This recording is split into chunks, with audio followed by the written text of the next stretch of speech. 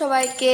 দেখো আমার বাবুটা হাঁসটাকে নিয়ে কি সুন্দর খেলা করছে। কিন্তু হাঁসটা কি ভেবেছিল কোনোদিন যে সঙ্গে সঙ্গে পিস হয়ে থালায় চলে আসবে? তো হাঁসটাকে প্রথমে পিস পিস করে কেটে নেওয়া হয়েছে।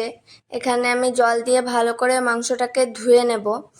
তোমরা সব সময় দেখবে যে মাংসটা যেন ভালো করে পরিষ্কার করা থাকে। তারপর আমি কড়াইয়ে তেল নিয়ে নিয়েছি এবং তেলের মধ্যে আলুগুলোকে দিয়ে দেবো, ভালো করে ভাজা ভাজা করে নেব আলুগুলোকে। তো এর মধ্যে একটু হলুদ দিয়ে দেবো, দিয়ে আমি আলুগুলোকে ভাজা করে নেব। তো তোমরা চাইলে তোমরাও এইভাবেই করতে পারো, কেউ আলু দেয় আবার কেউ দেয় না।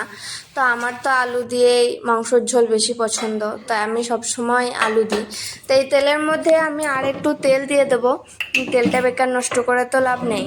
তো তার জন্যে এর মধ্যে আমি একটু তেল দিয়ে দিলাম এবং তার মধ্যে 5 ফোড়ন, তেজপাতা, চিনি, শুকনো লঙ্কা এগুলো দিয়ে দিয়েছি। তারপর আমি পেঁয়াজটাকে ভালো করে ভাজা করে নিয়েছি। প্রতিদিন কি আর 5 ফোড়ন কী করে দেয় সেগুলো কি দেখাতে ভালো লাগে? তার জন্য একবারে পেঁয়াজটা ভাজা করে নিয়ে তারপর ওর মধ্যে আদা, রসুন, জিরে বাটা দিয়ে দিয়েছি এবং এখানে দিয়ে দিলাম হলুদ গুঁড়ো এবং কাশ্মীরি লঙ্কার গুঁড়ো। এগুলো ভালো করে আমি মশলাটাকে এর মধ্যে দিয়ে কষে নেব। তারপরে মশলাটা যখন কষানো হয়ে যাবে তারপর এর মধ্যে আমি দিয়ে দেব কেটে রাখা টমেটোগুলো দিয়ে দিলাম। তারপর আমি দিয়ে দিয়েছি এখানে হাঁসের মাংসগুলোকে। অবশ্যই এটা ধোয়া, তো তোমরাও সব সময় মাংস ভালো করে পরিষ্কার করে নেবে, তাতে পেটের গন্ডগোলও হবে না আর সব কিছু পরিষ্কার পরিচ্ছন্ন করে করাটাই ভালো। তো আমি এটাকে ভালো করে মশলার সাথে মাংসটাকে মিশিয়ে নিয়েছি এবং মেশানোর পর আমি এর মধ্যে দিয়ে দেবো 1 টুকরো লেবুর রস। তো লেবুর রস দিলে কি হয়, মাংসটা ভেঙে যায় না। আর হাঁসের মাংস অনেকক্ষণ ধরে সিদ্ধ করতে হবে, তার জন্য আমি লেবুর রসটা দিয়েছি।